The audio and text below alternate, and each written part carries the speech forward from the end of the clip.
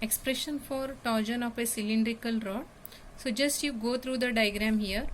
Consider a long cylindrical rod that is of length L is considered, and that is of radius is here considered as a capital R, and it is fixed at the upper end, and O dash be its axis. This is its axis, and just imagine that the cylindrical rod, that it is made up of thin concentric hollow cylindrical layers. So that thickness you can see here that it is considered as a dr.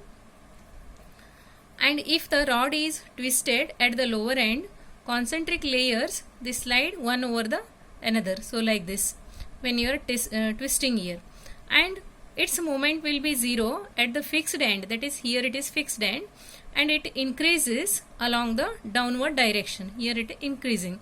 So consider one concentric circular layer that is of radius here considered as R, and its thickness is considered as a dr here. So a point X on the top means this point which remains fixed, and the point B at its bottom, this point it shifts to B dash. So that time you have to consider here angle BX B dash, that is as pi. So this is BX B dash. So that angle is considered as here pi, and shear angle is, this is a shearing angle, and pi is also very small, and B dash is considered as L into pi. Next see the angle BO dash B dash. So O dash is here, O is here. So BO dash B dash, that is considered as theta, and arc length is considered as, that is B dash, this is arc length is considered as R theta, and L pi is considered, that is equal to R theta.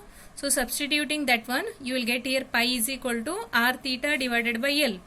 Now see L pi is equal to R theta, and pi is equal to here R theta divided by L.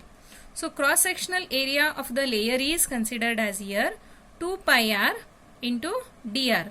So F is the shearing force, and shearing stress is equal to, that is T is equal to force per unit area, that is force divided by 2 pi R dr, and shearing force is equal to here 2 pi R dr into T.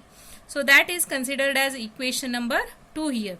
So pi is angle through which the layers are shared here.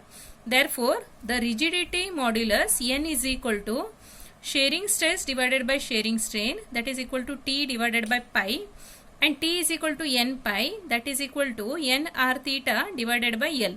Therefore equation 2 becomes here, means this equation F is equal to N R theta divided by L into 2 pi R dr. So that is equal to 2 pi N theta R square dr divided by L.